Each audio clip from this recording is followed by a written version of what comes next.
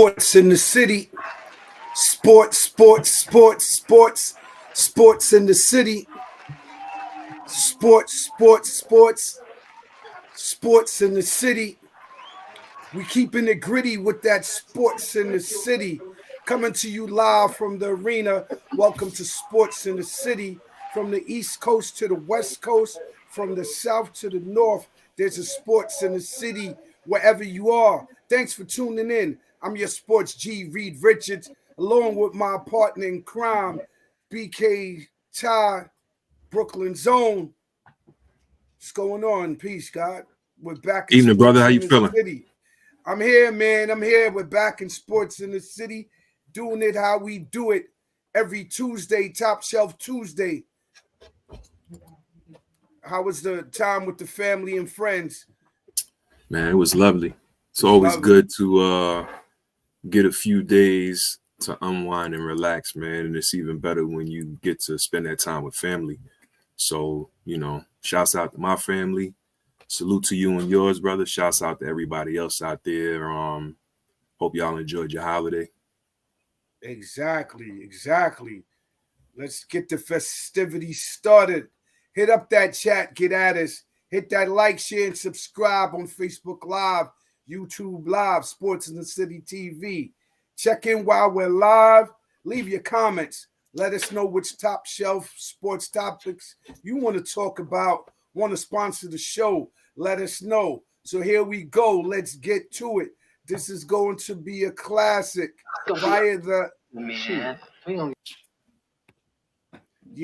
Classic, man.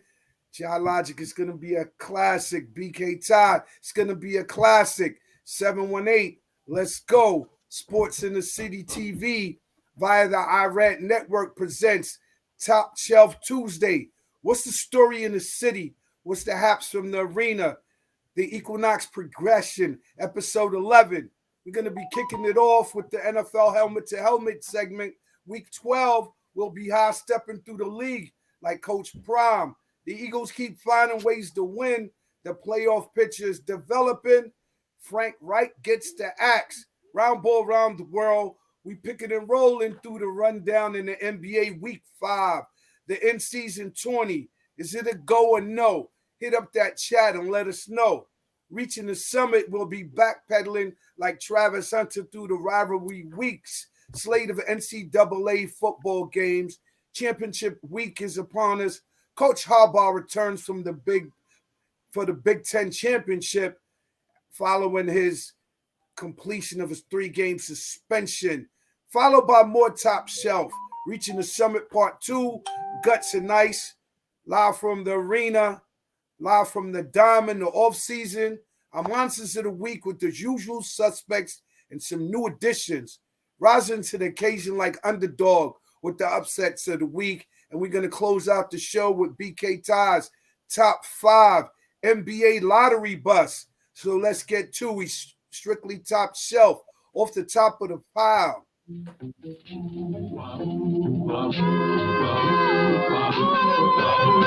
criminals in this world appear, bring the laws that they should fear. NFL helmet to helmet. Start off with that Thanksgiving game. Told you them Lions was suspect. Everybody kept putting them against my Cowboys. They still yet to play each other, but they took an L to the Packers over the weekend. Over the Thanksgiving holiday. I'll let you comment on that because I've been telling cats that the Lions weren't Teflon like that. That's the second bad outing that they've had in a row. Not looking good at all. They managed to squeak out that win last week, but this week, no such luck. It's catching up with them, and to your point, man, the chinks in the armor are starting to be exposed. Mm-hmm. Usually, those Thanksgiving games are not a gimme because the Lions and the Cowboys usually play historically on Thanksgiving. And but sticking to history, the Lions lost again. They normally do on Thanksgiving. Well, hey, it is what it is. But I guess they were talking, like they were going to change something this year. 29-22. They made Jordan Love look like Aaron Rodgers in that game. Sure. Jordan Love had almost 340 yards passing. He had 2 touchdowns. Goff got off, but it wasn't enough as the Lions lose to the Packers 29-22. Any thoughts on that before we get to the next game? Cowboys 45, the Commies 10. Is that correct, or my eyes deceive me? I don't know, man. Dak keeps rolling, man. He threw for 4 touchdowns, 331 yards. CD Lamb, another 100-yard gain. So, but it's in Division 4 as well. Yep. And the Commies just keep on playing pedestrian. It's the word. The Cowboys are clicking on high cylinders. Dak is playing on an MVP level. DaRon Bland is vying for the Defensive Player of the Year, setting a record. I'm pretty. It's got to be a lock right now. I can't see anybody else winning that. Well, I mean, it's gonna be stiff competition. You got some cats that's doing their thing, especially on the defensive lineman side. Got Myles Garrett, cats like that who are doing their thing. But DaRon Bland having a record-setting season, that's going to be hard to top. I think the Cowboys' record would definitely play into that as well. Well, I think he has 5, 6 picks. 5. That's the record. He set the record with. Yeah, he tied it last week. Yeah, he tied. It was it 4? At 4. It was at 4 last week. It was 4. Yeah, so he broke it. Yeah. Yeah, so that's definitely huge. Dak Prescott, they're doing their thing right now. A lot of people saying that's the best ball he's played in his career. And I would have to agree. But the usual knock, big game, playoff, and, I would have to tend to agree with those critics. Moving along, 49ers beat the Seahawks 31-13. And they are also clicking on all cylinders. Now that they have their multi-headed monster back in formation, Brock Purdy had a pedestrian game, 209 yards, 1 touchdown, 1 INT. He didn't go bananas. He didn't go crazy. CMC held it down with 114 yards on the ground and 2 touchdowns. And he's back clicking like that Pro Bowl running back that he's known to be. I don't know why the Panthers gave up on him, but that's another story. Because of the injuries, and they didn't want to pay him. But don't seem hurt now. So yeah, well, they definitely have a more complete team, and that definitely helps. And as far as Brock Purdy, I think it's to his advantage when San Francisco gets out the big leads. So the game is not put on Brock Purdy's shoulders for them to have to, make big plays in the passing game. This game fit right into the 49ers wheelhouse, what they tried to do. They worked them early, and the game was pretty much out of reach, before the fourth quarter came around. But shouts out to the 49ers, man, and big game coming up this weekend. Shouts out to the 49ers. They're in our conference. Ain't no shouts out to the 49ers. They in the conference, but they not. Yeah, what do you mean shouts out? Like, what is shouts out for? For what? They won their game like they were supposed to, man. Exactly. I ain't shouting them out. You're a Giants fan. You ain't got to shout out 49er fans or 49er team. Like, what's wrong with you, man? You're too much of a nice guy sometimes. Shouts out. No shouts out to the 49ers, man. Hope they lose this coming weekend. They have to play the Eagles. Hey, it don't make me no never mind. I know. We understand. You got your draft. You got your draft hat on. We understand. But, that off, man. They trying to screw that up. Yeah, man. But, like I told you, you can't make a team tank, man. Whether it's the fans or the front office, the players still have their ego and their pride, and they ain't going out like that. They ain't going out like that. Well, so, like I said, you don't ask the players to tank. You I know, know we get into the scores though. Once we get to the Giants, we could discuss that. We just touched on that right quick, because I know that's part of the Giants' MO right now. We're gonna discuss that. The Dolphins beat up on the lowly Jets. I don't even know what to think like with the Jets anymore. Great defense, like putrid offense is none to be I wouldn't even had say great whatsoever. defense anymore. I say a good defense. Well, like I said, when you have a team that are not getting any touchdowns, much less. Matter of fact, not even getting first downs. They're like 3 and out. You have the greatest defense in the world, but if you have them on the field for the majority of the game, eventually they're gonna get tired. They're gonna get injured. They're gonna be in the trenches, like getting hit in the mouth all day. It takes a lot out of any defense to sustain that level of time of possession on the field. Like, like you can put the 85 Bears out there. If you have no offense, at least like an offense like the Bears, they had Walter Payton. It was a different time, different era. Then you had Jim McMahon was able to make timely key passes to move the sticks and to score in the red zone. So I don't know. The Jets don't even have that. They don't even have a semblance of an offense. What happened to their running game? What running game? They never had one. That was the problem. That was But another I thought problem. Priest was there, and then you have the other cooks who they brought in. Breece Hall, and then they brought in what's the name from Minnesota? Dalvin Cooks. Yeah. And I don't know if it's the running game or work and he was putting in work though in Minnesota. So he gets to the Jets and the scheme is just off. Like, that's one thing that I would have to say about both New York franchises is that they don't scheme or come up with like viable game plans. Like they don't utilize the weapons that they have, and their schemes are pretty much vanilla. Like you could see it coming a mile away. No creativity, no formations, no motions, no nothing, man, on the offense. It's like terrible to the point where they're worse than some college teams' offenses right now. So the Jets, A-Rod, I don't even think he should think about coming back, even if he can. Absolutely shouldn't.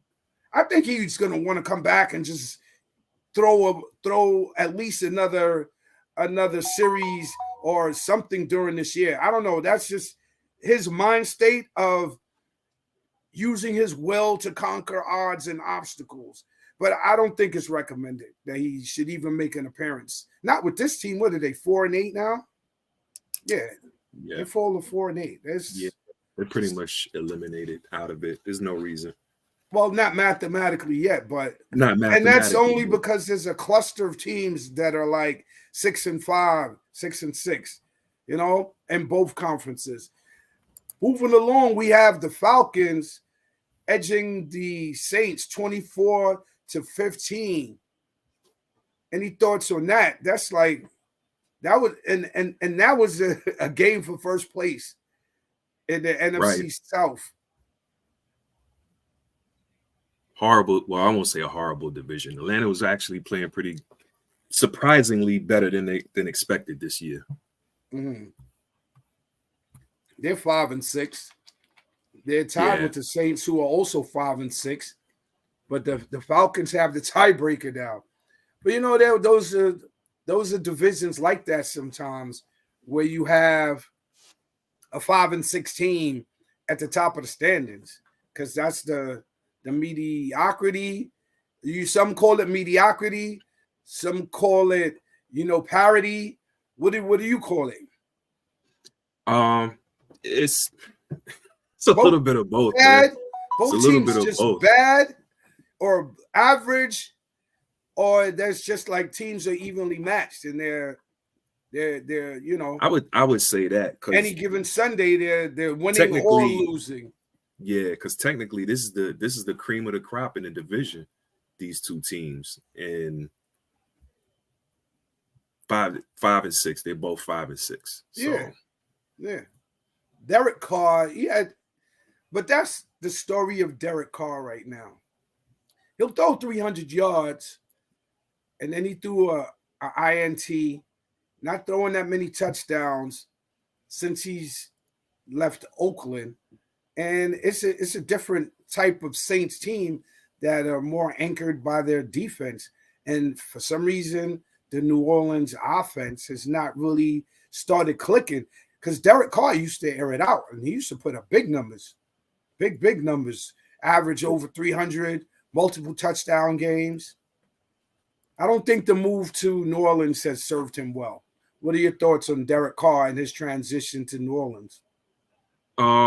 It's not like he was ringing bells with the Raiders either, man. You know, he's talented, but you're only as talented as the team around you.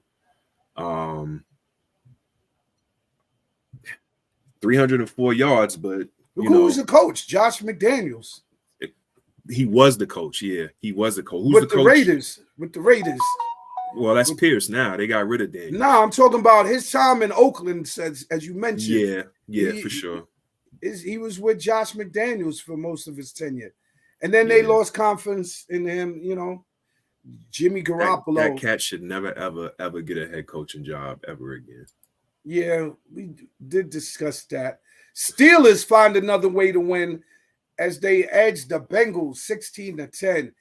Minus Joe Burrow, the Bengals fall to 5 and 6. The Steelers improved to 7-4. And after firing Matt Canada, they put up 400 total yards of offense. But my thing is like, okay, for one, you beat the Bengals without Joe Burrow. The other thing is, too, you put up 400 yards of offense, yet you only scored 16 points. Your thoughts on the Steelers, Mike Tomlin and his Pittsburgh Steelers? I said it before. I don't even know if you can call them a bad team with a 7-4 record, but you know, I think they're overachieving. If I'm not mistaken, the only team in the league, well, before this weekend, I'm not sure if that statistic still stands, but the only team in the league to have been outscored cumulatively by all of their opponents, but still have a winning record.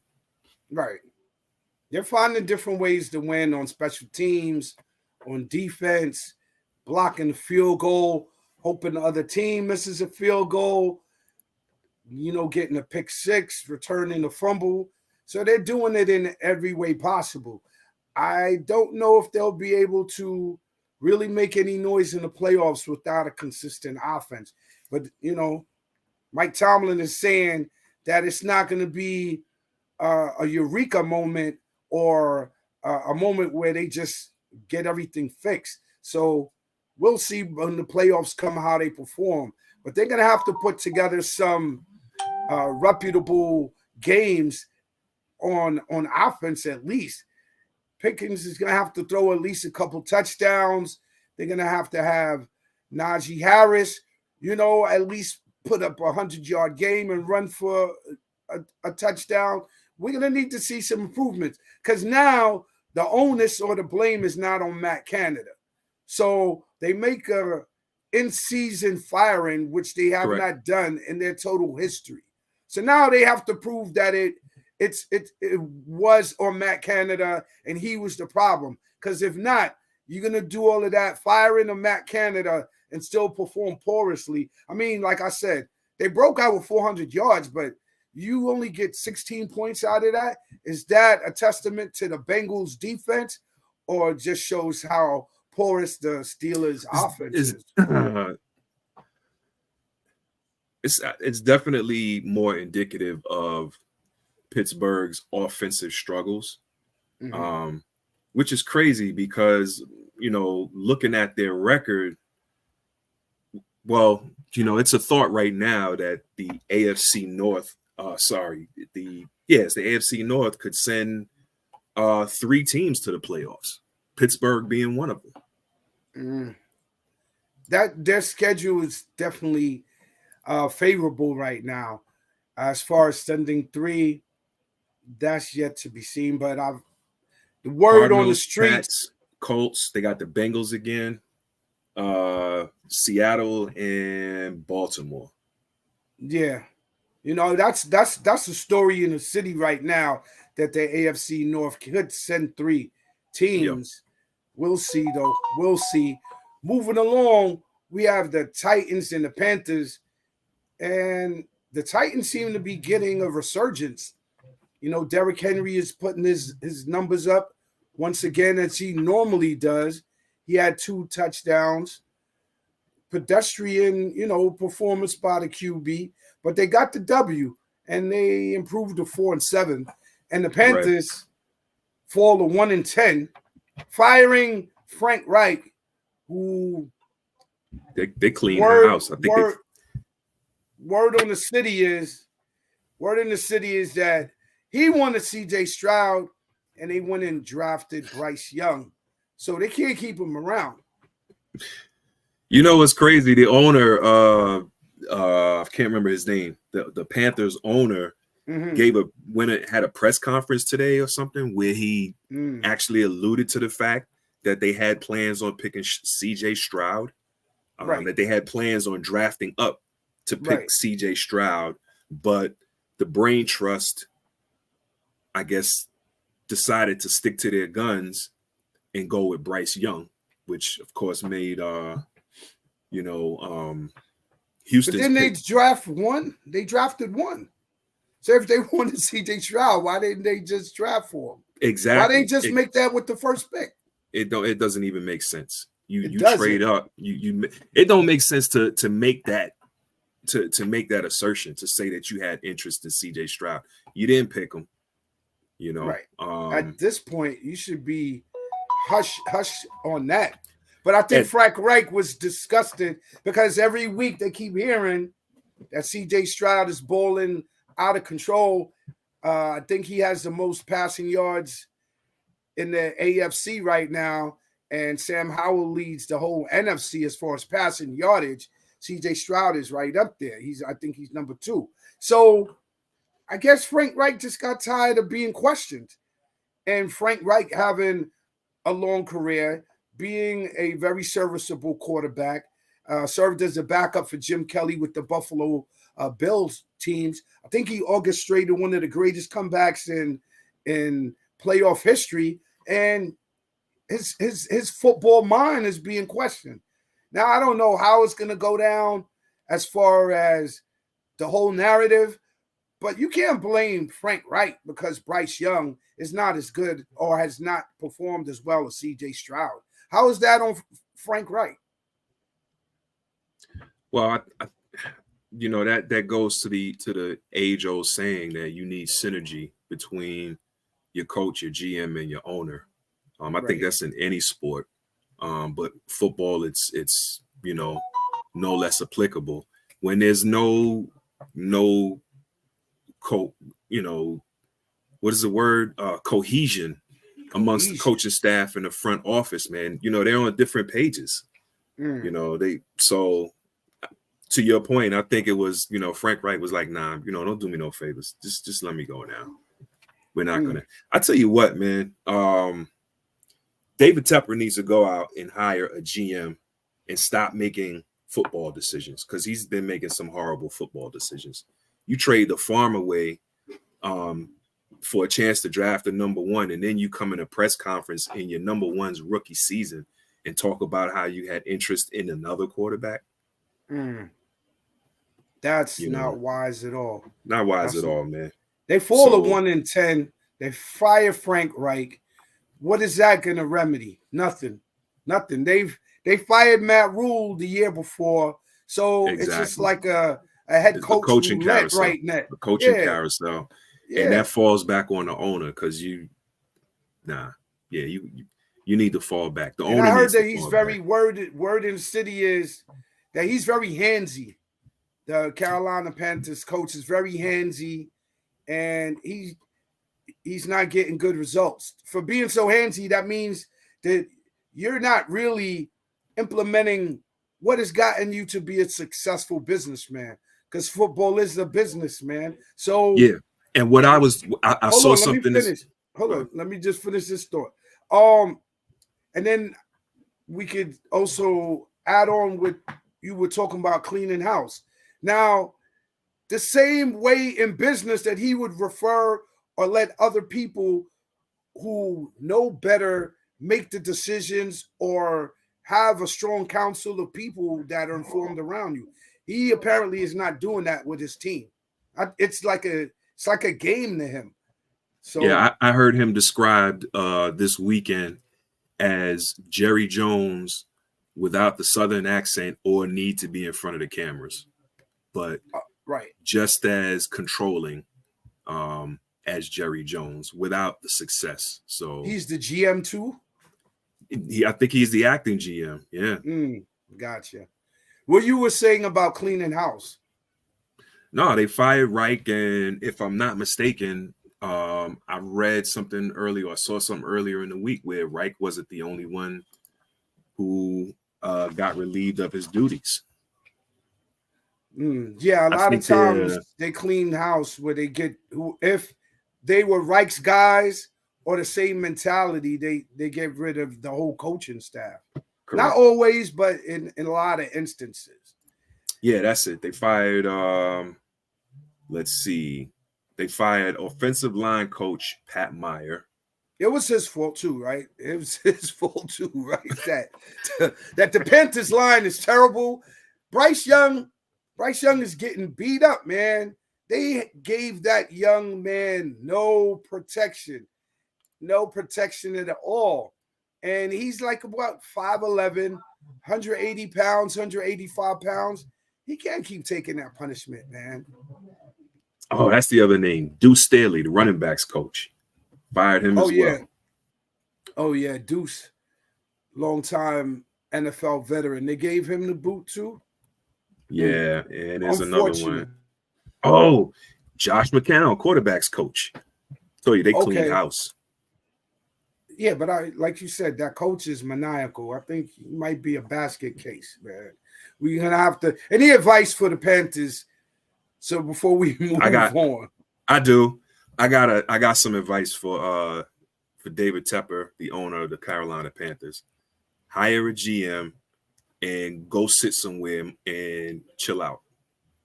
Yeah, just enjoy the fruits of your labor. He's trying to be too handsy on the team. That's not good. Neither team seems like they're going to be in any playoff contention. We definitely know the Panthers are eliminated. Are they eliminated mathematically already? Maybe they right? were eliminated like week 5. Mentally, yeah, man. Moving along, they're 1-10. It's over. They're out. It's a wrap. Yeah. Moving along, the Colts over the Buccaneers 27-20 as Gardner Minshew filling in for Alexander is doing a serviceable job. And he's keeping the Colts right there, 6-5. They're in the playoff hunt. They are. I don't. They're in the hunt, but barring a catastrophic fall off from Jacksonville, I don't see Indy getting in there. Okay, they're 6-5. They're right in the hunt, though. Let's see. Are right in the hunt. Tennessee, Cincinnati, Pittsburgh, Atlanta, Raiders, and Texans. So it's not an awful schedule for them. Yeah. Oh, some very winnable games up there. Definitely. Gonna keep an eye on those Colts. Moving along, we're getting down to it. More baseball scores in the NFL than I've seen in a while. The New York Giants 10 over the Patriots, who had 7 points. They put up 7 it was the lowest scoring half in the NFL by 2 teams all year. Only 7 points. Giants scored a touchdown in the second quarter. The Patriots didn't score until the third quarter. And then finally, the Giants won the game behind Tommy DeVito's pedestrian performance of 191 yards. 1 touchdown, 10-7, man. Exciting game. You want to hear something funny? What's that? So my son had just come back in the house from, I don't remember where he was at. Matter of fact, no, he was on his way out, and I'm fixing myself a snack, getting ready to put the game on and all of that. Right. And he was like, Dad, I'll be back. And I was like, well, you going somewhere to watch the game? And he gave me this look. Like, really? Like, and really? then he was like, nah. He was like, it's funny. He was like, because my man Mel said, man, I don't even know why you watching that game. The score gonna be something like 10-7. Nail on the head, brother. That was the craziest thing. Shout out to Mel. He got the score right. Yo, it was crazy. He got the line right. Nail on the head. Because I remember they had the line over or under 35. I was like, under. Yeah. The line on that game was I don't know what DeVito they was watching, but yeah. I didn't see it. It wasn't Danny DeVito because it wasn't nothing to laugh about, man. Yeah. Move it along. Any thoughts on your Giants where they're taking the rest of the season, man? Yeah, thanks, Tommy DeVito, for screwing up our draft pick. I hear talk that possibly we'll get our quarterback back for next week's game. Talking about Tyrod Taylor. Tyrod, yeah. Okay. Not Danny Dimes. Right. Well, he's done for the season. Yeah, that's why I said Danny Duns. Danny's done. So done. Danny's done. Yeah. So what's the strategy? They're gonna still try to win games, man. Evident to 10-7 victory. They are. They're 4-8 now. So I mean, they're probably gonna have a top 5 pick, though. Probably. They might go on a roll. They might go on like a go on a roll. 4 or 5 game winning streak. Nah, I definitely don't see that happening at all. I see no such streak on the horizon. We got the Packers, the Saints, Eagles, Rams, and Eagles again. Well, we're lucky. I don't even think we'll get one win. Packers, Saints, Eagles, Rams, Eagles. They can win. Maybe the Rams. I don't know. The Rams, they could beat the Packers. They can beat the Packers. And if Tyrod Taylor comes back, they can. I hope not. They can beat the Eagles one of those games. They play the Eagles twice. I don't see that. Eagles they just playing too well right now, man. They're playing too well, and we're playing entirely too suspect. I'm gonna tell you one of my biggest pet peeves with the Giants, man, and this is held true for I don't know how many years, and any Giants fan who actually watches the games will tell you our secondary, our tackling is piss poor. Piss poor, man. You know, I don't know how, like, I don't know what the statistic is, man, but the Giants probably give up the most yards after first contact on receivers out of any team. Well, probably not any team, you know, because we still had like the Panthers and the Cardinals and teams like that. But I mean, that has historically been one of the biggest pet peeves for me as far as the Giants are concerned is tackling, man. Just very poor tackling. Most definitely. I mean, that's one of the areas they need to improve. The defense is not terrible. Honestly, the Giants defense is not terrible. It's just, again, if you don't have a good offense to try to complement that defense, eventually they're going to get tired. Yep. So we're going to move along from the Giants in the baseball score 10-7 over the Patriots. Word in the city is that Bill Belichick will be gone from New England. And they're just giving him the courtesy of finishing out the season. I don't know. I don't know. Like, you know, you can argue all day. Was it Bill? Was it Tom Brady? You know, that debate will go on for a while. What we see is Tom, because soon as the Patriots are without Tom Brady, they haven't had a replacement quarterback that can come in. Here's my argument to that. And he went and won a whole nother Super Bowl. You can't argue that. On another stacked team. Let me take that back. Not another stacked team, on a stacked team, because I don't know of any years where you could call any of the Patriots teams stacked. Yeah, come on. They had a whole team of Hall of Famers on the Patriots, Hall of Famers especially in because the of how beginning. they played. Yeah, this is true. I mean, This is true. you can't say that they would never. On defensive side, they had Teddy Bruschi, Rodney Harrison. They had a slew of Pro Bowlers and Hall of Famers on that defense, and they've always picked up the right player at the right time with the Patriots. You know, I mean, they had a 15-1 season. One time they had that team with Randy Moss. They were almost perfect. They've had great teams. I just think that now that Tom Brady has left, they have not found a replacement. It's hard to replace a generational talent, but at the same time, they have not coached Mac Jones up.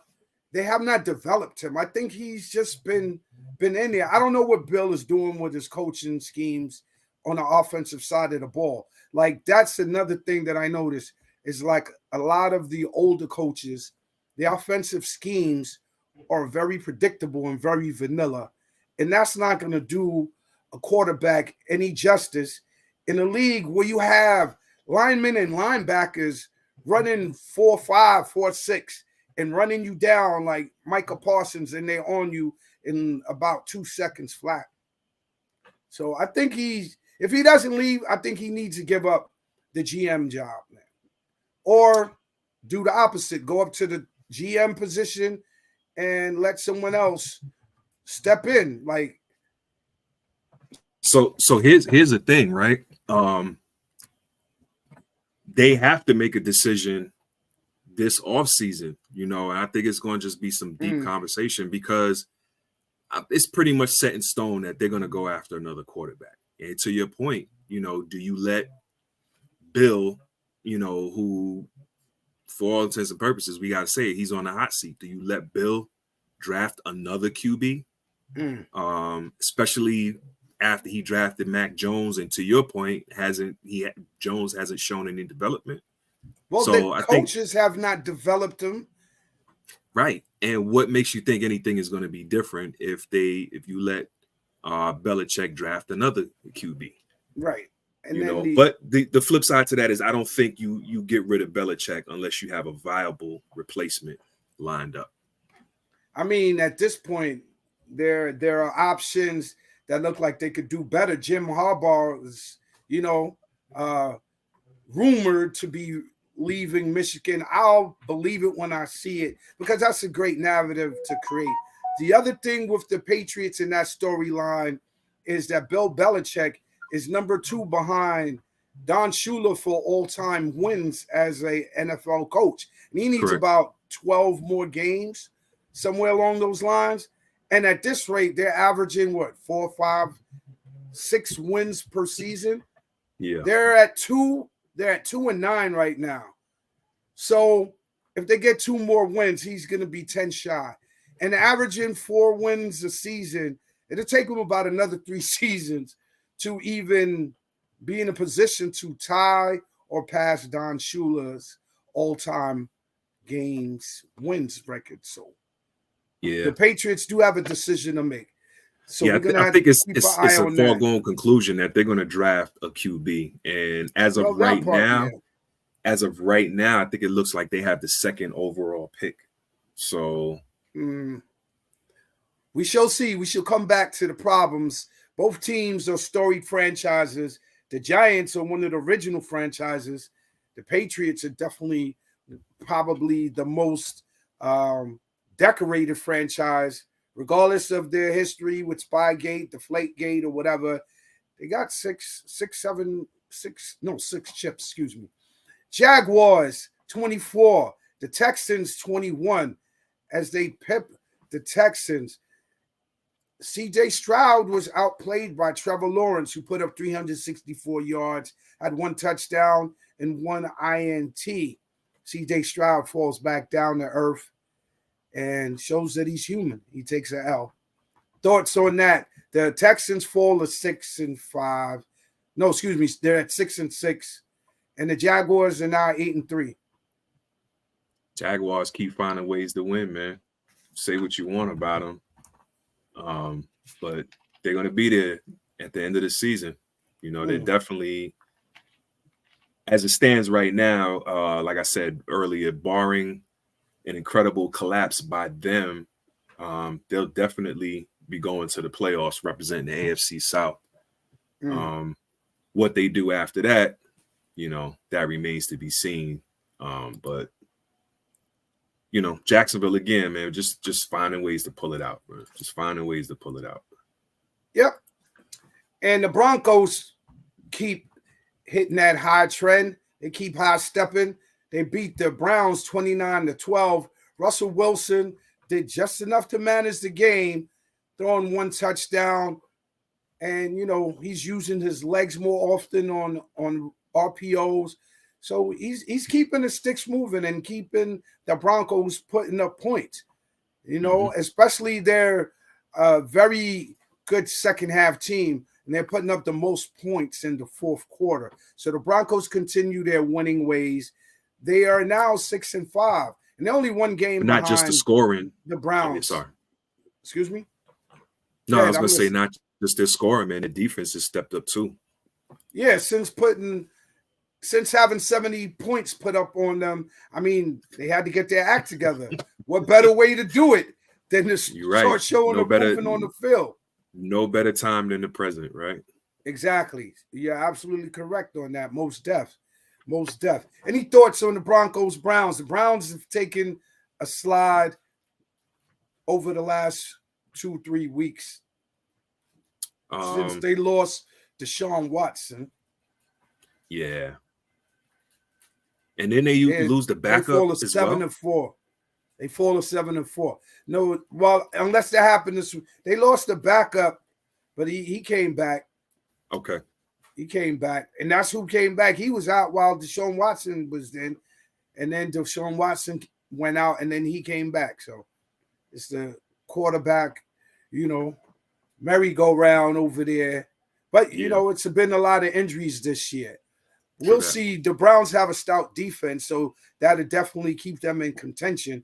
But they have to produce more because since Watson went down, I think he's done for the season. Had a torn rotator cuff. Yeah, so he's done. Out. He's done for the season. 29-12, Broncos over the Browns. Moving along, we have the Rams beating the Cardinals 37-14.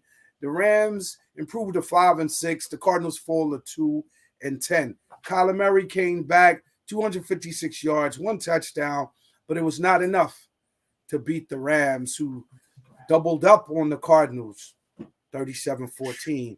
Nothing to really too much to discuss with those two teams. Yeah, I was about to say, man. Matthew Stafford just came back, so I think injury again, you know, had plagued the Rams because once Stafford was down, that was it. Because one of the problems this year is that backup quarterbacks are not as good as they used to be.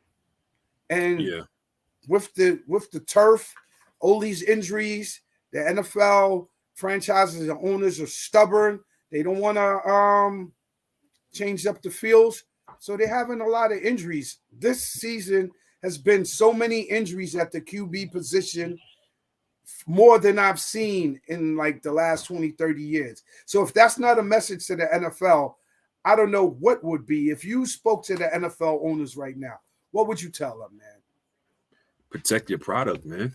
Absolutely protect your product, especially like in a case of well, no, I don't think his was was it a Nick Chubb? Was his a turf related injury?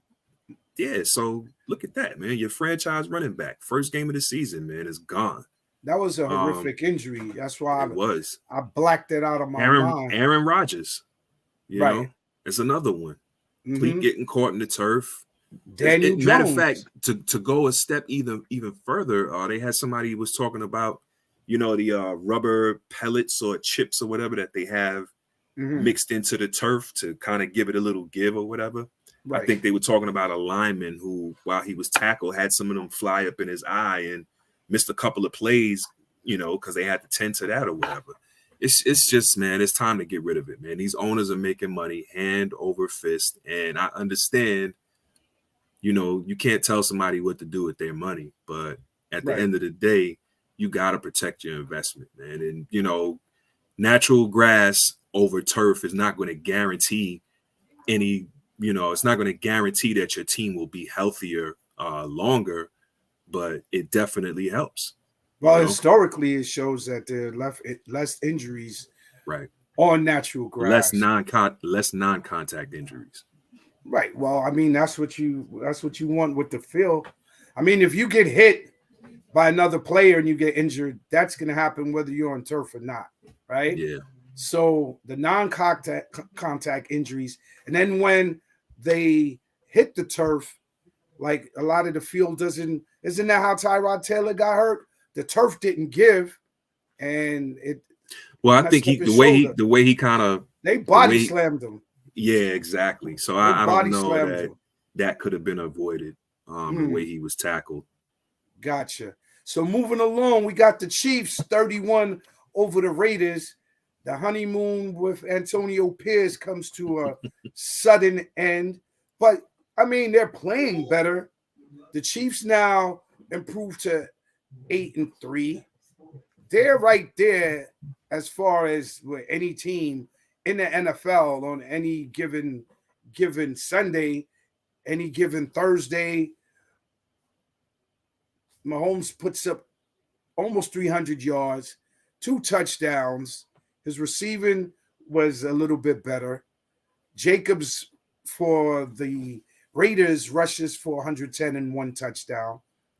But like I said, with Garoppolo's out for the Raiders, so I don't think that they're really set up in the QB position right now. They have a backup in there also, and it's been kind of a mess in Raiders town anyway. Las Vegas. I was about to say Oakland Raiders in Las Vegas. They went from Oakland, Los Angeles, now they're Las Vegas. So I can't keep up with the Raiders and all their moves, man. You're right. So I can't. But they fall to 5-7, and they seem to be slipping out of playoff contention, although they're not mathematically eliminated yet. So we're going to move along from that game, and we're going to talk about, which I thought was the game of the week, the Eagles pipping the Bills 37-34. Crazy. Jalen Hurts, 339 yards, 2 touchdowns in the air. 3 touchdowns in the air, 2 on the ground. He threw 1 INT. He's not playing like what the greatest QB rating. His QB rating is like a 63. But he's carrying the team on his back, man, and he's willing them to win. 3 in the air, 2 on the ground. 65 yards rushing is nothing to sneeze at. No, not that, but his QBR rating is not up there where Brock Purdy's about 10 points better, 10 percentage points better. Even Dak is 10. I ain't going to say even Dak. Dak is balling out of his mind. But as far as like the quarterback play, they've been getting it done in different ways. And right now, word in the city is that he's not playing as well as Dak Prescott, and I would have to agree. But they just keep finding ways to win. They finding ways to win. Yeah. So, Buffalo keeps finding ways to lose. I don't know. I think they just got beat by a better team. You think so? They were in there, man. I mean, the fact that it went to OT. Right.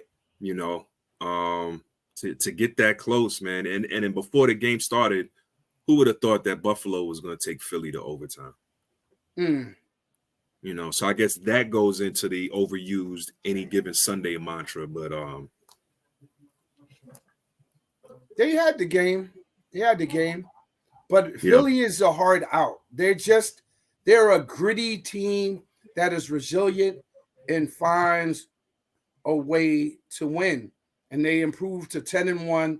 They're the top seed in the NFC, and they seem like the favorite to win it all. So we're going to definitely discuss them in the top 5. The Ravens, another team who improves their record. They now improved to 9-3 over the Chargers, who seem to cannot catch a break. They fall to 4-7, 20-10. Ravens, they just keep finding ways to win also. Yep. They're not doing it in spectacular fashion. Like 1 week is the passing, 1 week is the running, 1 week is Lamar Jackson, 1 week is the defense. But the thing that scares me with the Ravens is that they either they'll give up a game where they just get blown out, or they just seem to not show up. And I have to see how they perform versus the Chiefs, because ultimately all roads to the Super Bowl, in my opinion, is going to have to go through the Chiefs in the AFC. Until someone knocks them off during the playoffs and Patrick Mahomes, I would have to say that I still favor the Chiefs if it was the playoffs today. But the Ravens seem to have a very stout team. What are your thoughts on the Ravens? The Ravens probably stand the best chance in the last, I don't know how many years, of making the Chiefs play a road game in the playoffs. I don't think that. Not the Chiefs. Let's say Pat Mahomes hasn't played a road playoff game in his career. In his career, exactly. Right. That's true. Well, we're gonna have to wait and see on that. They are 1 game ahead of the Chiefs. The Ravens at 9-3, and finally, one of the upsets of the week from the underdog Bears. They pipped the Vikings 12-10, and the honeymoon with Josh Dobbs seems to be over. He threw 4 INTs in that game. Yeah, Bears defense stepping up. He got outplayed by Justin Fields. So, what are your thoughts? Josh Gibbs was a flash. Josh Dobbs, is a flash in the pan, or is he the real deal? Or did he just catch lightning in a bottle? I won't go as far as calling him the real deal. If you're the real deal, you don't play for 3 different teams in 2 seasons. You know what I'm saying? So, I don't know about the real deal. I think Dobbs has a certain, game awareness with him. I think it caught a lot of people. It really impressed a lot of people when he came in to that last game for Minnesota. No practice, no real repetitions or anything, and went out there and put in work, But once teams have, they can game plan for you, it's a whole different ball game. And I definitely think Chicago's defense, they definitely stepped it up and made sure nothing easy happened for Josh Dobbs this weekend. Right. And the defense is not even that great, So to your point, I guess the honeymoon is over for Dobbs. Well, word in the city was that the Bears defense did step up. Although they might not have been performing on the highest level so far during the season, they stepped it up. And with Dobbs as the backup quarterback, it looks like he definitely made some reads that were not effective and threw those 4 INTs. And the pressure of just being an NFL quarterback could just be getting to him. As I mentioned, being an NFL quarterback is one of the hardest things to do in sports. So, hey, it's showing Dobbs. Hopefully he has a bounce-back game because what's his name? Kirk Cousins is not going to be back anytime soon. So we're going to move along. Top 5 teams in the NFL right now. Top 5 teams in the NFL. Philly. Be more again. Philly, Be more, San Fran.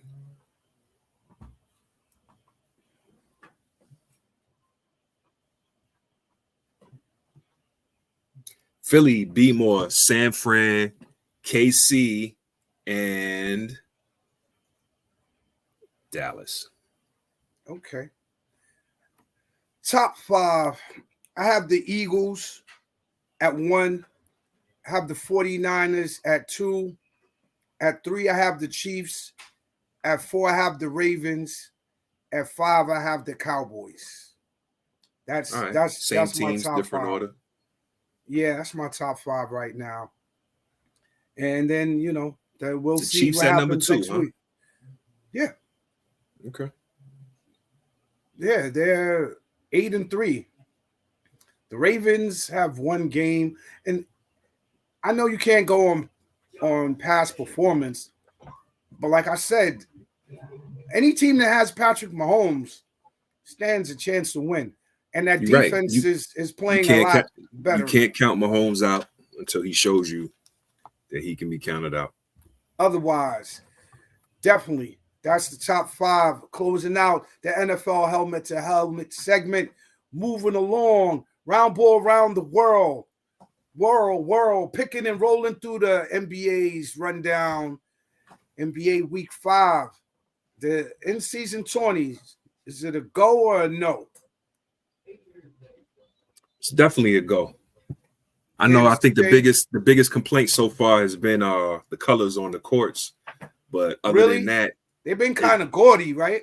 Yeah, a bit much. But I'll say that the in-season tournament so far seems to have been a success, man. Like that, it's definitely brought a playoff atmosphere to a lot of the games. How's the tournament looking right now? It's heading into the quarterfinals. Let me see. I just had it up there. All right, while you pull that up, I'm gonna run through the standings. Right now, the Celtics are top of the Eastern Conference at 13-4, followed by the Orlando Magic, the surprising upstart Magic at 12-5, Milwaukee Bucks 12-5, Philadelphia 76ers 12-5, Miami Heat at 10-7, Pacers 9-7, New York Knicks at 9-7, Cleveland 9-8, and Atlanta Hawks at 8-8. And the cutoff would be the Brooklyn Nets, who are at 8-9. Western Conference, you have the upstart Timberwolves at 12-4. OKC with SGA at 12-6. The Nuggets at 11-6. The Suns are bouncing back and they're at 10-6. Mavericks 9-6. The Kings are 8-6. Rockets at 10-8. The Lakers, who took the worst loss last night in LeBron James's history, his whole career, not just with one team, fall at 9-9. The Pelicans are 8-9, and the Warriors are 7-9, followed by the Clippers, who still haven't gotten it together with the James Harden experiment, fall to 6-11. Then season 20. What's the standings? I know the New York Knicks are 2-1. They pulled out a big victory over the Miami Heat on Friday. That was absolutely a big victory. That was absolutely a big victory, man. Jalen Brunson, further putting in his bid for an All-Star selection is going to be tough. It's going to be tough, man. We talking about Halliburton. Halliburton. Who else? Dame, Tyrese Maxey. He's not played just as good as any of them. So he has, but record-wise, I think, with the exception of Indiana, they're all doing better than us right now. So yeah, but is it a team selection or individual selection? It's not a team selection. It's definitely an individual selection, but individual selection as far as when with the fan voting, the records go out the window. You can have the most popular player on the planet, but I don't know that, and that's typically something that happens with like phenoms or rookies that come in the league, or foreign players that get support from their countrymen and from overseas and stuff like that. Right. Brunson is balling right now. I think if he gets in, it's going to be by virtue of coach's selection. We'll see. Definitely Jalen Brunson's a beast, but I can't see fans voting him in, man. The Knicks are not. I don't know. I don't think he's a household enough name. You know what I'm saying? Why not? He's playing in New York, and he was getting his burn from when he was with Dallas. Yeah. And that's why they picked him. Although some people said, oh, they should have picked Donovan Mitchell. They should have pursued Donovan Mitchell instead of Jalen Brunson. They played. The two teams played last year in the playoffs. And Brunson led the Knicks to victory over the Cavaliers. So It's highly debatable. That's highly debatable. Any other thoughts in season tournament? How the standings looking? So Indiana so far is probably a lock in their group. They're 4-0 right now. Right. And that's in the East. We'll go through the Eastern Conference first. Indiana's a lock at 4-0. We got Milwaukee next up they're at 3-0. And then I think one of the surprise teams in the league this season, forget about the in-season tournament, has to be the Orlando Magic. Right. Right now they have 3-1 in their group. And it looks like they'll be advancing. So those are the top 3 teams in the East.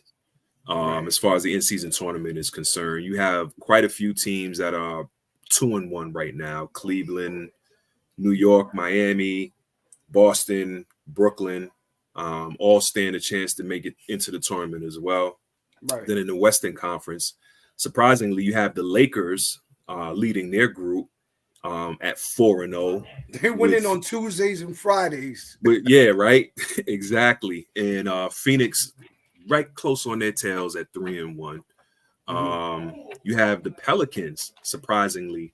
That's another team benefiting for the in-season tournament, but not so much so for the regular season itself. But the Pelicans right now, they're 3-1. So they have a leg up in their group, followed by the Rockets, another surprising team this season at 2-1. Then there's Sacramento in Group C. They're 3-0 right now, followed closely by Minnesota, who's considered the best defensive team in the league right now at 2-1. And then, of course, the Golden State Warriors, the Draymond Green-less he's Golden back. State Warriors. He's back tonight. He's back tonight. He's back tonight. So, tonight's the night. Yeah. So that's how we're looking right now with the in-season tournament. As far as you just call out, the regular season and stuff like that. So it's still, I won't say it's anybody's game, but it's still a pretty surprising season. It's still a fairly young season, but I think the surprises so far are Orlando. Of course, they're, like I said, they're clicking on all cylinders, man, with a nice young team over there. The T-Wolves and the T-Wolves are another surprise. Well, Thunder. in the East, Orlando 12-5, they're surprised. I think it's a surprise that Milwaukee is in third place overall in the East. They're 12-5. Yeah, 12-5. Well, I guess it's going by points per game. They're only one game back. Actually, defensively, they've been questionable defensively, So right now you have the Celtics over the Bulls 33-20 in the second. The Nets 22, the Raptors 21 there in the first quarter. The Hawks over the Cavaliers 32-29. You have the Bucks over the Heat 31-22 at the end of the first. You have the Knicks over the Hornets 29-16, and that's the end of the first right now. So that's the scores right now for tonight. Went through the standings. Any other thoughts on around the world, NBA around the world, before we move on? Yeah, I'm anxious to see how much longer LeBron goes, because this experiment in LA, I mean, LA is not a bad team, but as comprised, I don't see them winning another chip, man. And I don't see AD, being the man ever again in his career, man. He's just far too brittle, and then he defers too much, man. I'm not gonna call him the biggest disappointment in the league, man. But I mean, because the man has a chip, you know what I'm saying. But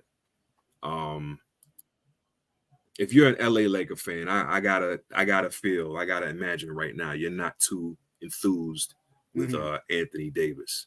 Whether it's the games where he gets injured and then becomes unavailable, or games where he just disappears, plays tentatively.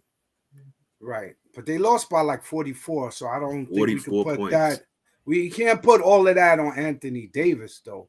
But I get to your point. To your point, he got outplayed by Joel Embiid. And if not for nothing, he's supposed to step up, and compete. Where if he doesn't outplay Joel Embiid, he offset or cancels out. So if Joel puts up 30, he puts up in the high 20s, 30s, or outscores him. If he gets 15 rebounds, he gets 13 or more. If he gives 5 assists, then he has a match Embiid, and he didn't do that last night. But I can't put that whole loss. I think that was just like a team loss. LeBron was it definitely was. But it shows that if LeBron doesn't have a LeBron James game, LA is in trouble. It's like you can't depend on Anthony Davis. I think he has to save those. I think he has to save those for like playoff games or games that really. I'm not saying that the regular season doesn't matter, but LeBron James can't do old LeBron James every night. They have him on a minutes restriction. When he does play for he's playing for higher minutes in a game. Like the following game, he probably won't play as much. So it's like they have to pick and choose his spots where he can do. He can't do that for full 82 anymore. None of them have.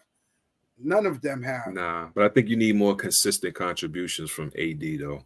Oh, yeah, absolutely. To be considered one of the 75 greatest players of all time, which personally, I don't. I think that's a, how do they say, that's a Travis mockery. That's a reach. Yeah, that is. I don't know about that. I heard that was a word on the street, man, and the haps in the bar. It was like, yo, Anthony Davis, top 75. I don't know. That's highly questionable to me too, bro. But I question a couple of those picks. Didn't Westbrook make it also?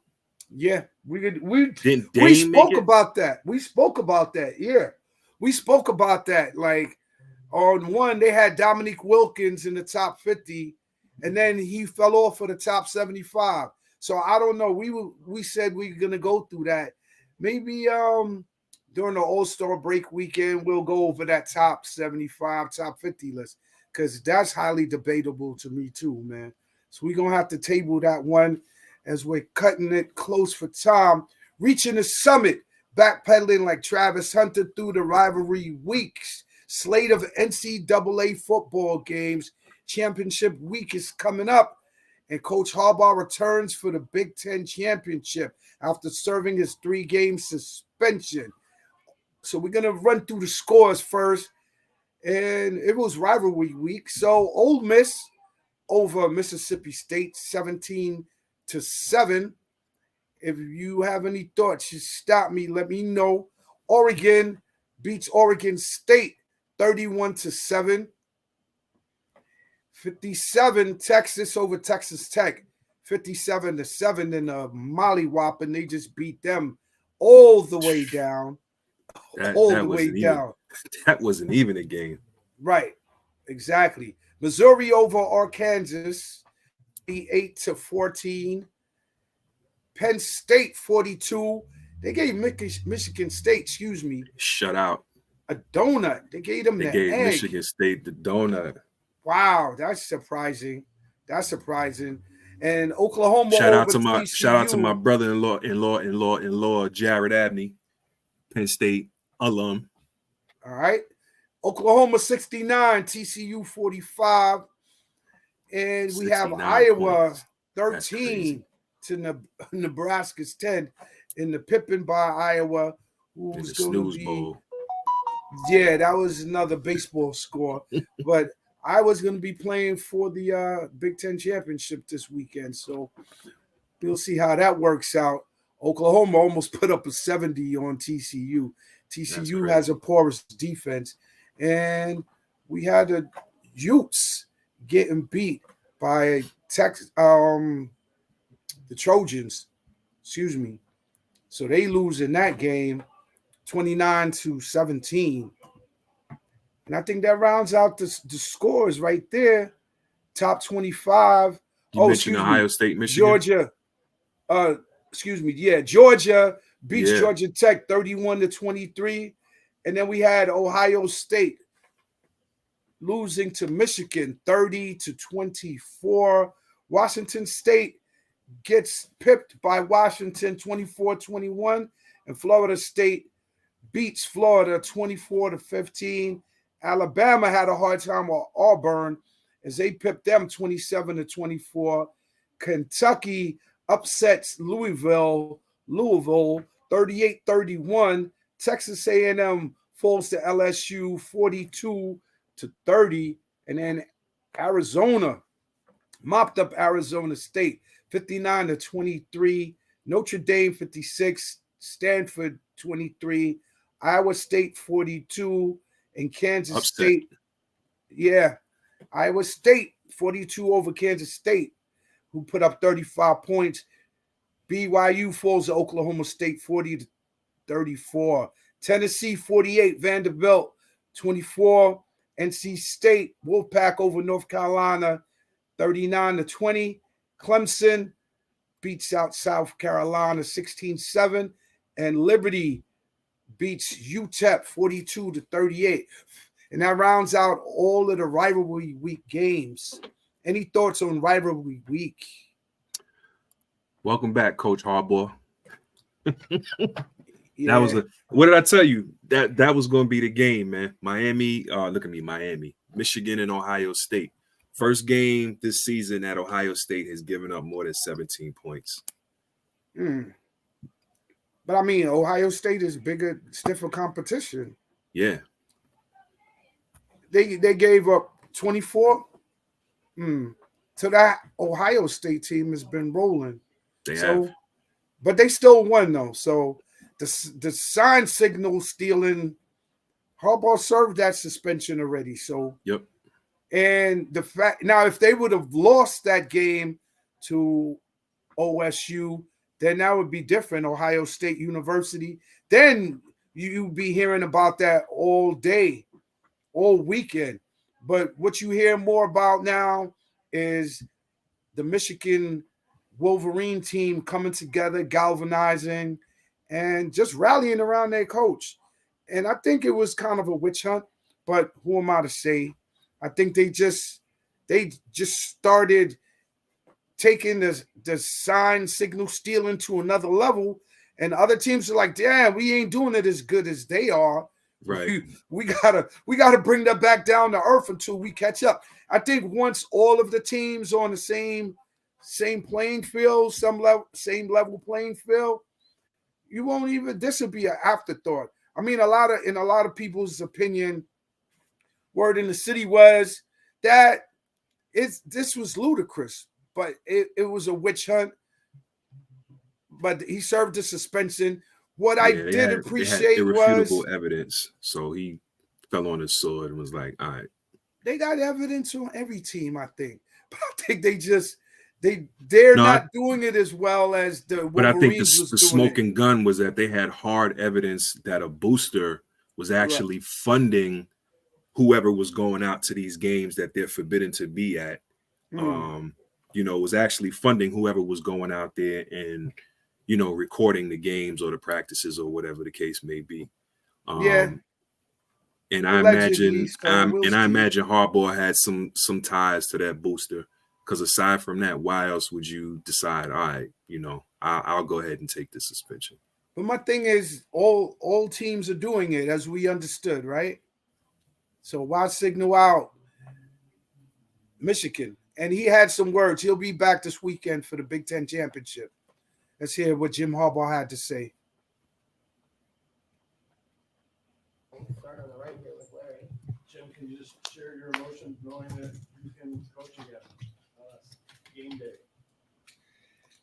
Yeah, and I understand the attention. Me not being there was a big deal, but just I want to spend my time recognizing what was actually accomplished a couple of days ago. Our team, and maybe they will, get the credit that they're due, but a tremendous testament to the coaches and the players, especially everyone everyone coming together, and the great and glorious victory for Michigan. I have this saying you're probably pretty familiar with it. I use it mostly, really exclusively with, just the team or my family, and it's, who's got it better than us? And proper response is nobody. And something passed down from my dad, Jack Harbaugh. And it's more than just a cool saying. What I'm really saying when I'm talking to the team or the players is what I'm really stating to them is that there is no coach who could possibly have it better than to coach you. There's no dad that could possibly have it better when I'm talking to my kids. That's my love language. And when they say nobody back, what I'm hearing them say is, they love their team, they love their teammates, they love the direction of the program, and nobody could have it better than to be here. So that's my emotions. Yep. That's Jim Harbaugh, he's saying all the right things right now. Walking up the step. Any thoughts on Jim Harbaugh's thoughts during the press conference? He looked terrified in the beginning, though. Like he looked shook. He looked shook, daddy. I admire him. I admire him for trying to take the spotlight off of him and putting it back on the team. That he's done. I'll say that much. They really trying to make it out about, yeah, man, was it good to be back? Are you glad to be back on the sidelines? And what can you say? Like, I don't want to talk about none of that, man. We just won the biggest game of the season. Right. And, the team is doing great and we're operating on all cylinders, and we just want to celebrate and keep that in mind. We don't want to talk about no negativity. They won that Big Ten championship. They win that Big Ten championship. They are probably assured a spot in the college football playoffs. So we're going to have to wait and see on that this weekend as they play the Iowa, the Hawkeyes. Yeah, Hawkeyes. That has to be a far-going conclusion, though. I can't see them losing that game.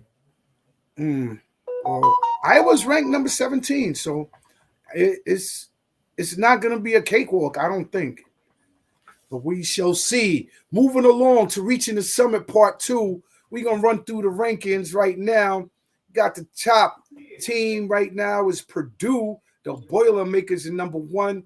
Got the Arizona Wildcats ranked 2. Marquette at 3. UConn at 4. KU is at 5. The Houston is at 7. Duke is ranked number 7. The U was ranked 8. Baylor is ranked number 9. And rounding off the top 10, we got Tennessee, who surprisingly is still ranked number 10. They're at 4-2. Well, strength of schedule, probably. Strength of schedule. And then Gonzaga. Or sometimes they get a favorable match. Allergies is killing me today. Definitely. That definitely has a lot to play with it. Gonzaga is ranked number 11. University of Kentucky, FAU, Texas A&M, Creighton, and some few other teams, UNC. Any thoughts? I know it's early. We're talking about the sports equinox and the college football and the college basketball for the men's and women's have definitely made the equinox progress. We're about a month in, and I think the equinox is coming together very nicely right now. Although we dropped baseball, got football forming up, getting to a playoff picture developing. You got NBA basketball forming up. The season is very young, NHL very young. And then you have the college football about to go into the bowl games and the playoffs. You got college basketball, men and women, picking it up. And what are your thoughts on the sports equinox progression evolving?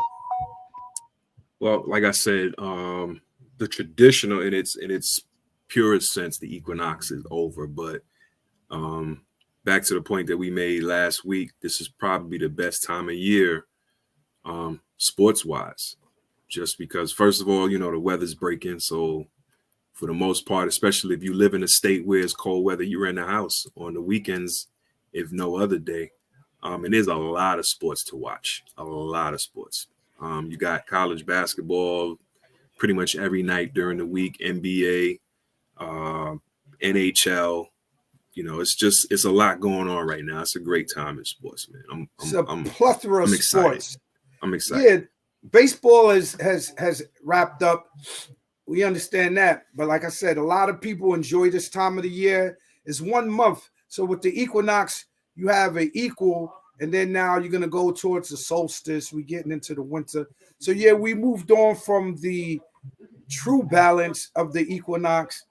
But that plethora of ability to either put on an NHL game, a basketball game, college basketball men's, college basketball women's. Then you have football games on Friday. You got the bowl games coming up Saturday. And then you're going to have the bowl games all the way through the New Year's. That's a great time. And you have the NFL playoffs about to kick it in. Baseball is going to come back as far as like the winter talks. It's going to be interesting to see how this develops.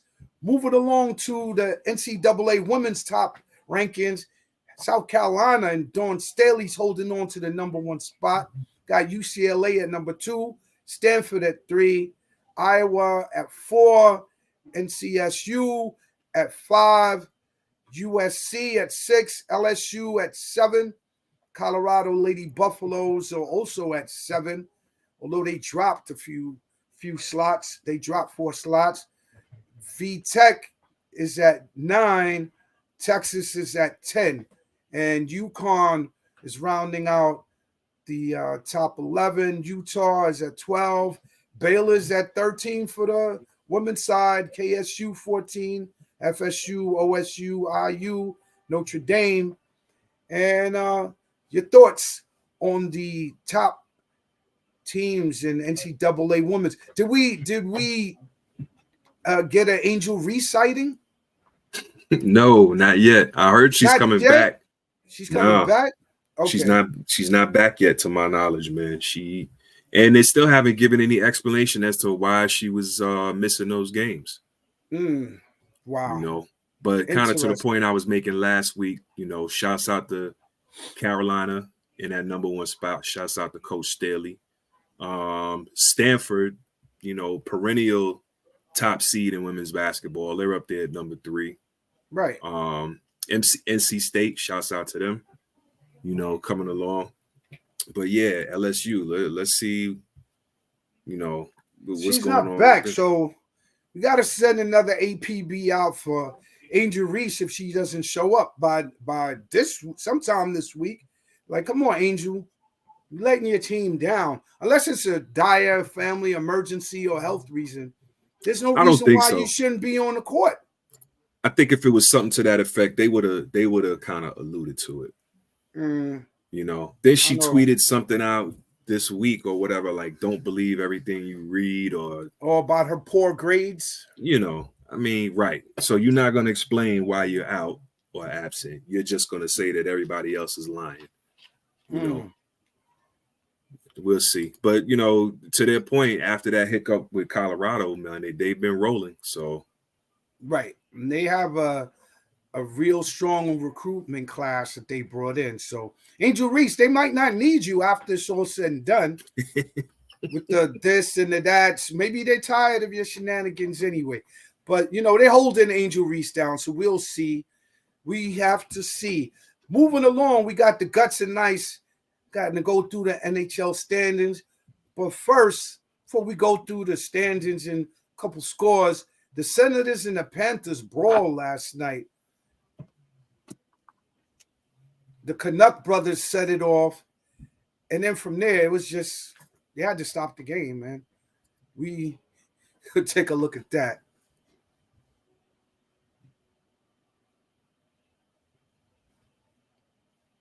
The slash maybe coming from Kulikov. Here we go. on the original call, and now They every bum player rushed on him. the ice is getting a penalty. The referee has sent the ball. I mean, there's no doubt you're going to get Ottawa a fight penalty from number Brady Tkachuk. 7 I mean, has he's 2 minutes for goaltender interference, 2 minutes for roughing.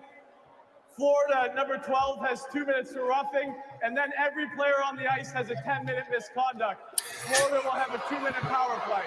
So the penalty was on Tkachuk. Incredible. That's Goal crazy. interference Tkachuk was versus after the Tkachuk. shot on the breakaway. Right. That's And they had the only parents way up in I the could see that stands, happening, and the Yeah. father, not the quite grandfather, sure, but he's the gonna vacate grandmother, and the walk with mother rest of them. were all That up in the might be a way stands. to settle this thing down a bit. I haven't seen something like that since And off goes Captain I first Brady, started so he'll watching hit the showers hockey. early, and there's it's Geraldine, like, wow. Grandma Kachuk's reaction. And I don't remember the last time I saw a 10-minute misconduct everybody. handed out to everybody. I thought he gave Exactly. you one there. Yeah. That's what I was saying. This is- I don't Like, remember the he last doesn't even time I want to go seen through that. the numbers and names. No. It just takes too much time. Everybody. If ever. That's it. We're not going Everybody. to sort out who's got a penalty. We'll just kick everyone that Right, was on the ice everybody. off. That was Even crazy. Paul Have you ever Maurice seen and as anything angry like as that, he's been John? through this Never. game, he's actually I mean, I don't really watch starting hockey to like that, but bench that's has been out, crazy. and there's plenty of room now Yeah, I know, but for everyone. for any game you've ever seen, like it's unheard of.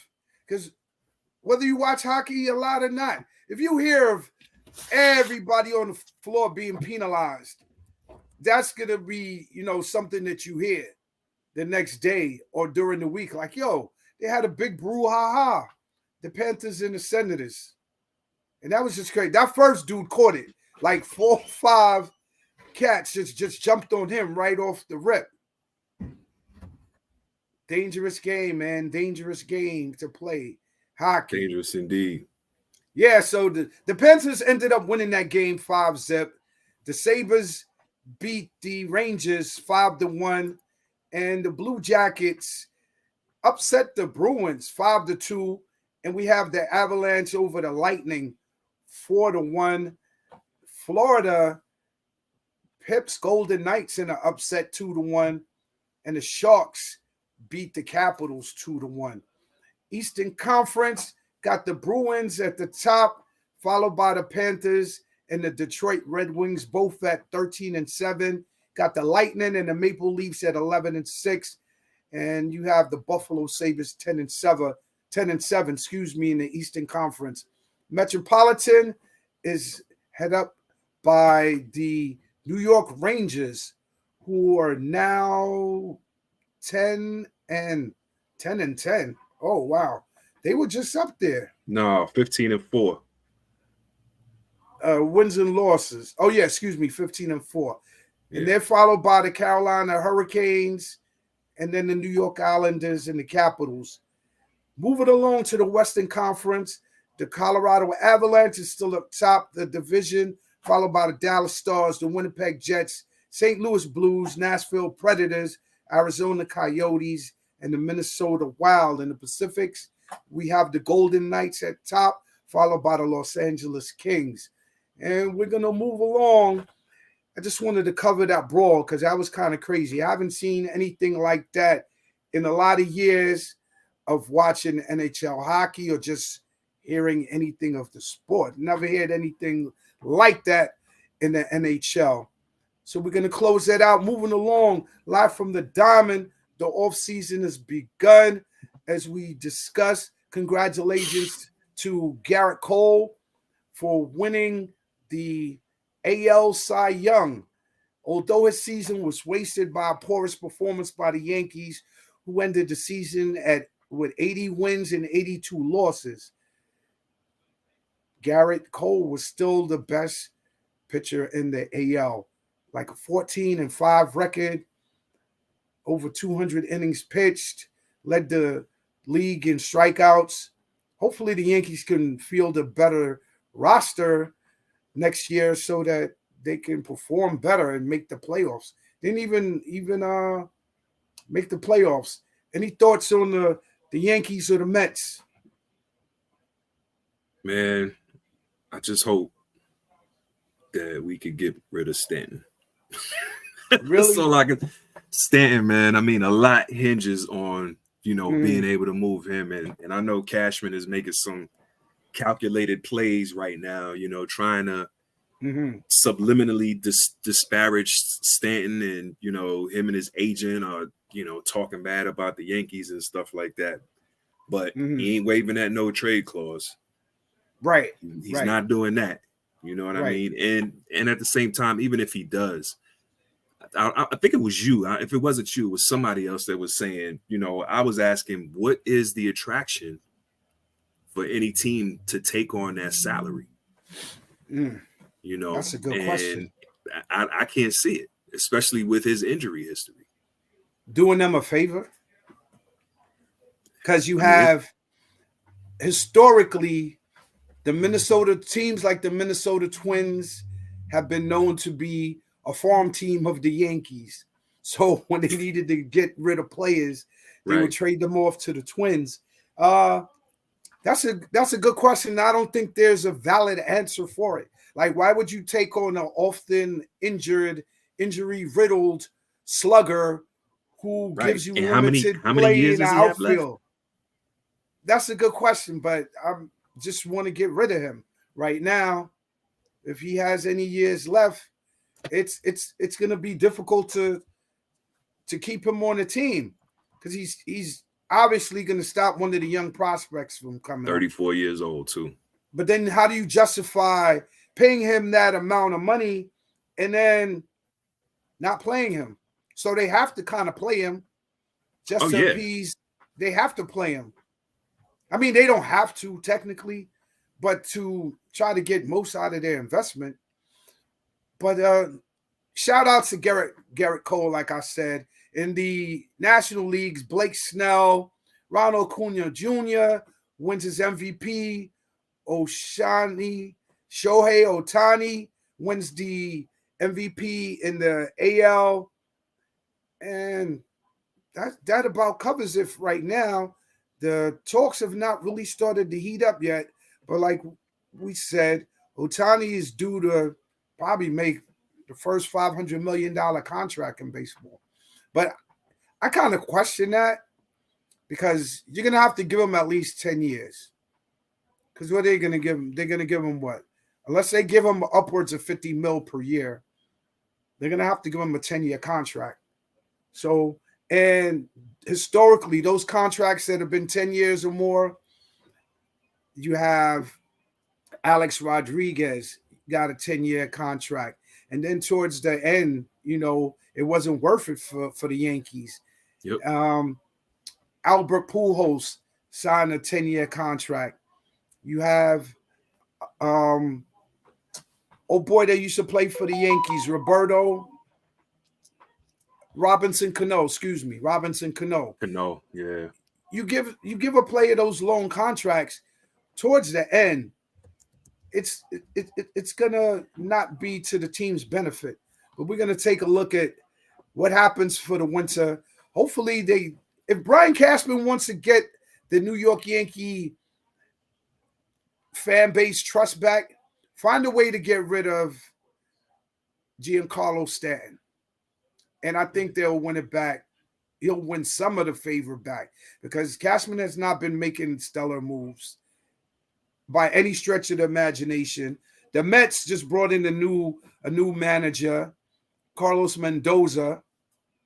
I don't know if any relation to Felix Mendoza, who the Mendoza line hitting below 200 was named after. But hopefully he brings some success, because Buck Showalter had the Mets winning 103 games the prior season. So he's going to have to really show that he's worth even holding that position down, because he does not have that much head coaching experience as a baseball manager.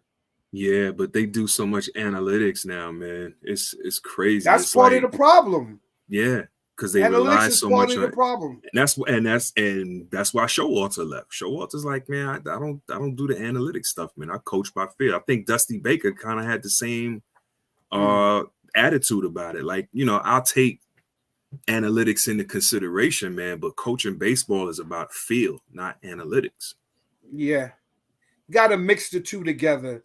You can take a look at the analytics, but you definitely have to coach with instincts and coach from your gut, like the World Series winning manager Bruce Bochy. He combines the two, enough analytics to have the information available, but it's circumstantial, and during certain circumstances during the course of the game, you have to coach from your gut. You can't coach with just analytics. I think that's something that you mentioned, that too many teams don't know how to do well. They don't. Even the team that started analytics, the Oakland Athletics, they don't do it that well. Moneyball. Yeah, and they started the whole analytics in baseball strategy. So don't know about that, but we'll see. Hopefully the Mets and the Yankees have a stellar offseason and can have some bounce back years. Anything else before we move on from the diamond? Nope.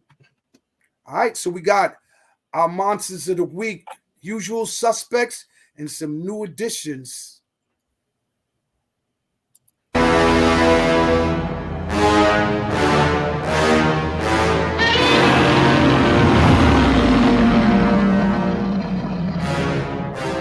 Yeah, we had DeRon Bland, who set the record for pick 6 in the season. He's definitely stepped in very, very big, in a huge way, for the injured Diggs, who was also a stellar cornerback. And then DeRon is playing on as high a level or higher than Trayvon Diggs was playing, which is amazing. So he's definitely one of the monsters of the week. Giannis Antetokounmpo. You got Dak Prescott balling out of his mind. CMC, Josh Allen, and you have Caitlin Clark still doing her numbers. She's killing. Jalen Brunson, SGA, Bo Nix, Dylan Gabriel, and any other monsters of the week that I may have forgotten. Shout out to my guy. Oh, I got a monster for you. Who's that? It's not a monster in a good way either. So Chicago Blackhawks, NHL Chicago Blackhawks rookie Connor Bedard. Mm-hmm.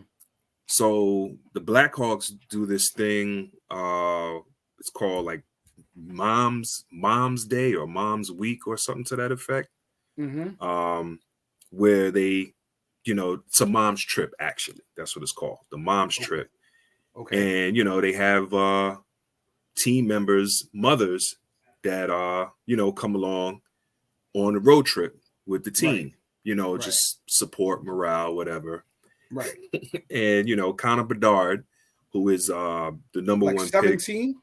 His Yeah, mom's he's is 17 and 18 years right, old. so she's probably less than 40 or about 40 years old, right? Right. So Connor Bedard's teammate, Corey Perry, right, was caught in a compromising situation with Connor Bedard's mom. He was getting the skins? Wow. Monstrous. Crazy. Taking a step further, apparently Chicago has cut Corey Perry. Yeah. So I don't know if they released, I don't think they released him because of that. But the question I'm wondering is, they said word in the city was conduct unbecoming. Yeah. Unacceptable conduct. Right. Exactly. Unacceptable conduct. But I don't know if it was just because of the thing with Bedard's mom. Bedard is their star rookie, so exactly. If he caught feelings about that, like they're not getting rid of Connor because they say he's the next great one. They're not getting rid of him. So true that. See you later, Corey. See you later, Corey Perry. That's it, bro. Hope you enjoyed it while it lasted. Right. Hope it might have been the best he ever had. I hope it should have been the best he ever had. If you're gonna risk your spot on the team for it, boy. Like no one pulled his coat. Like those are certain things. Like you got to use your mind and That's when he should have use analytics to get the outcome. Of Analyze the happened. situation. Analyze the Right. situation. And I think, you hear about stuff like that all the Analyze, time. Well, you don't hear about it. realize. You don't hear about it as much in baseball, I don't think, but you hear about it a lot in basketball. Dudes, not to be disrespectful, but passing chicks around or, whatever the case may be. You hear about women dating this football player and having kids with him and then going to this football player. And yeah, I heard she's pretty good looking. She is very, very, very, very easy on the eyes. Connor Bedard's mom is. But is that worth your spot on the team though? Jeopardizing your career? So, and that's a question that I have. That's why I said it's got to be more than just him doing that. Just what he did. You know what I mean? And then I'm wondering too if Perry was like to the point where he was just like, F it, But remember, I'm on my way out the door anyway. They fired the Boston Celtics coach last year, right? Udoka? Right, but that was a different situation because I know, but still, it still was within the organization. It was, but it's mom was. I mean, I know you're saying a weekend, but still, point being is you associated with the team, they're associated with the team, so there's messages that don't mess with anybody associated with the team that you haven't already had an established relationship with. And I think even then that would be kept under wraps. Something in his mind should have triggered yo, let me not mess with this young kid's mom. He's a star player, rookie player. And there are other things that he did besides that. Corey Perry, excuse me. Connor Bedard is the rookie player. Connor Bedard's mother.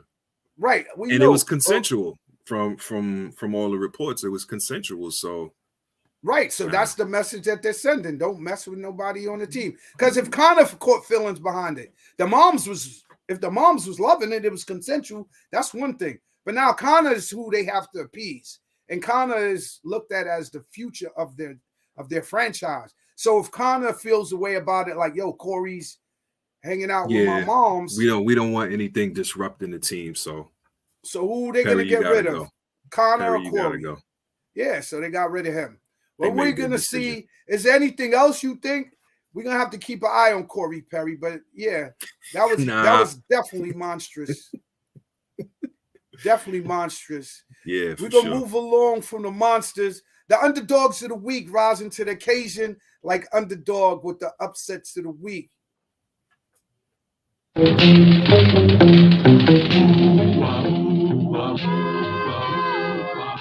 Pulling out the upsets this week, we had Kentucky, we had Iowa State, we had Green Bay, we had the Blue Jackets and the Flames. Any other upsets? Any other underdogs that rose to the occasion? And don't tell me the Giants, man, over the Patriots. I'm upset the Giants won. How about that? I hear you, bro. I hear you. Definitely hear you on that, bro. So all the underdogs out there, keep doing your thing, rising to the occasion. We're going to close out the show. It's been one hell of a ride. BK Ty's top 5 worst NBA lottery picks ever. Take it away, Ty. Word up. So top 5 today, as Reed just alluded to, is actually it's not the worst ever. I'm only doing the top 5 worst NBA lottery picks since 2000. If we go before 2000, then we got dudes, and it's kind of hard to decide. It makes it that much harder to decide who's worse.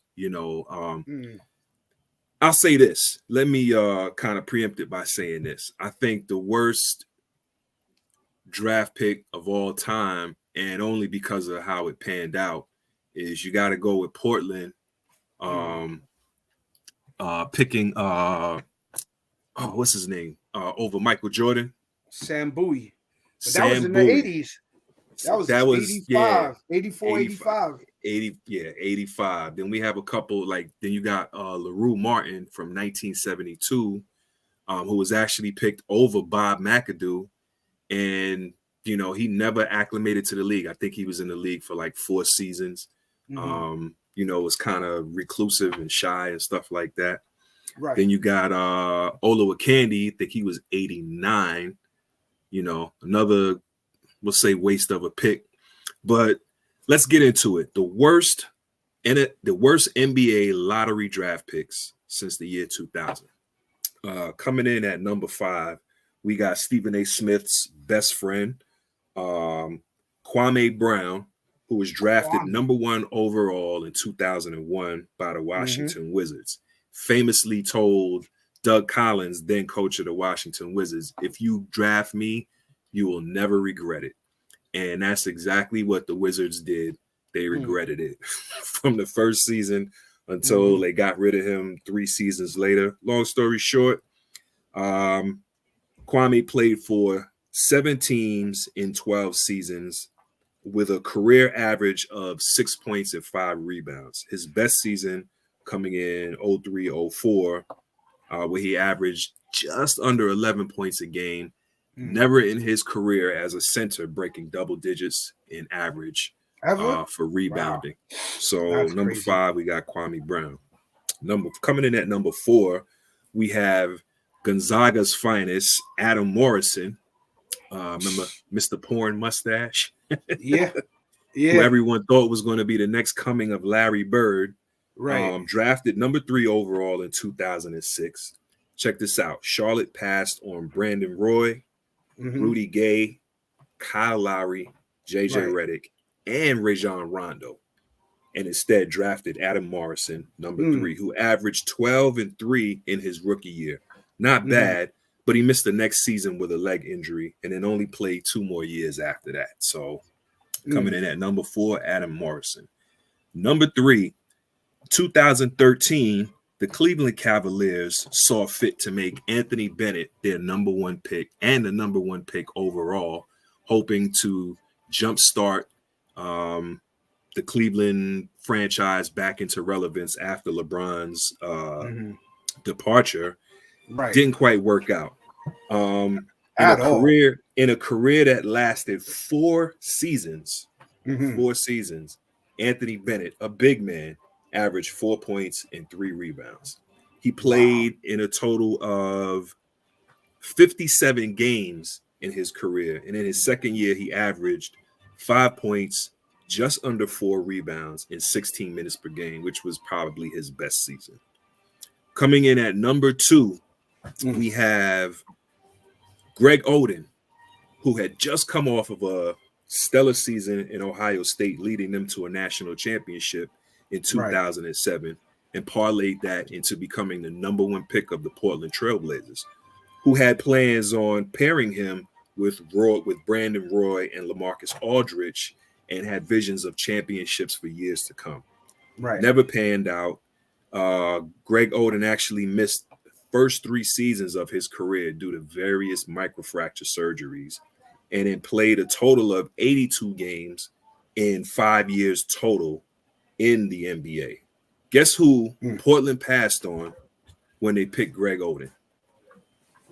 Who? Kevin Durant. You know they're kicking themselves for that one. And coming in at number 1, some might argue Greg Oden could be number 1, but to me, I definitely think this guy is definitely the top for worst lottery picks in the 2000s. He was picked number 2 in 2003 by the Detroit Pistons, who passed on Carmelo Anthony, Dwayne Wade, and Chris Bosh to make Darko Milicic the number 2 pick in the 2003 draft. Darko went on to have a phenomenal career where he averaged 8 points and 5 rebounds, almost 25 minutes a game, and played for a total of 10 seasons. Who was once considered the next Dirk Nowitzki. Listen, this dude didn't even meet up to Rafe LaFrentz statistics. All right. Who drafted him? Detroit. Wow. Joe Dumars. Didn't he end up in LA at one point? Darko, I'm not certain how many teams he played for over the years, but Yeah, he definitely had a forgettable career. He didn't even get off the bench in his first 2 seasons with Detroit. Right. Wow. Which were coincidentally the only seasons that he played more than that he was suited up and ready to play for more than 70 games as well. So recapping, that top 5 right there. Yeah, so recapping the top 5 worst NBA lottery picks since the 2000s. Coming in at number 5, we have Kwame Brown. At number 4, we have Adam Morrison, drafted number 3 overall by Charlotte. At number 3, we have Anthony Bennett. What a whiff by Cleveland. Number 1 in 2013. At number 2, we have Greg Oden, who was drafted number 1 in 2007. And coming in at number 1, we have who was thought to be the next Dirk Nowitzki, but wasn't even Rafe LaFrance, Darko Milicic at number 2, drafted by the Detroit Pistons. And that's BK Time's top 5 lottery picks since 2000. Worst lottery picks since 2000. That's a heck of a top 5 right there. Because usually I'd be like ready to rebut the list. I can't even.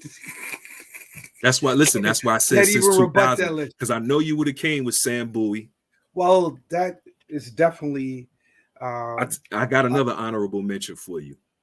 Sam Bowie. Before you get to that, Sam Bowie wasn't Sam Bowie, Olajuwon, and Jordan in the same draft class? It was Olajuwon, Bowie, and then Jordan. Wow, those were the picks. I got an honorable mention for you. Go ahead. We got Ricky Rubio and Johnny Flynn, who were drafted number 5 and number 6, respectively, in 2009 by the Minnesota Timberwolves. The Minnesota Timberwolves drafted 2 point guards back to back with their lottery picks. Wow. Guess who they passed on? What year was that? That was 2009. And guess who got picked number 7? Another point guard. I'll give you a hint. Go ahead. Another point guard who went on to greatness unparalleled in this league because of his gifted hands when it comes to that 3-pointer. Oh, Steph? Steph Curry. Chef Curry at number 7. Minnesota, not only, first of all, they picked 2 point guards back to back. I remember Ricky Rubio, which was kind of crazy in itself. Right. But then you skipped on Steph Curry, which, I guess I'll give him credit for that. Who's to say that they knew how Steph Curry was going to turn out? But still, to draft 2 point guards back to back, and I don't even think Johnny Flynn stayed in the league I don't even think he was in the league for 4 years. I think he was in the league for like 3 years, maybe 3.5 years, and was right. out. Yeah, I remember Johnny Flynn. Yeah. Yeah, well, that's what's going on, man. Nice list. No doubt. That's definitely a BK Ties top 5 worst for sure. NBA lottery picks since the year 2000s. That's the word on the streets and the sports in the city, and the haps from the arena. Let us know what's going down. Hit us up on that chat. Hit that like button, that subscribe button, and let us know what you think. And that notification bell. Yeah, hit that notification. As the sports equinox progressive, we're gonna make a crescendo towards the new year. Any thoughts on the championship week coming up? Let's go Michigan State. Michigan State just got. Michigan. Sorry, not Michigan State. Michigan. Okay, Eagles or Niners? Eagle. Ooh, that's gonna be a good one. That is going to be a good one. Where's the game at? In Philly. In Philly, I'm gonna go Eagles. Yeah. All right, I'm gonna go Niners. I think they're gonna hand them their second loss of the season. We'll see. We shall see. Let's see. Hopefully this is an NFC title game preview right here. We'll see. Could be not. Let's see. Both teams are right there. So I don't think there's gonna be any excuses. That game will be Sunday at 4:20. So if So the we'll be Niners start tuned in. pulling out, you'll get a text or a call from me. Oh yeah, And Cowboys no doubt. better not drop the ball. Or you'll Definitely. get a call and a text. Call and a text from me. Thanks for tuning in. Logic, iRant Network, the Ranters Union. You know how we do. Sports in the City TV, live on Facebook, YouTube Live. BK Shouts out to all sports fans around the world. Salute Yep. to all courts, all arenas, all fields. Shout out to the 718. Shout out to my partner in crime, Brooklyn's own BK Ty. Sports in the Shouts City, out to man. 757 VA, 2 up, 2 down. Peace and blessings. We out.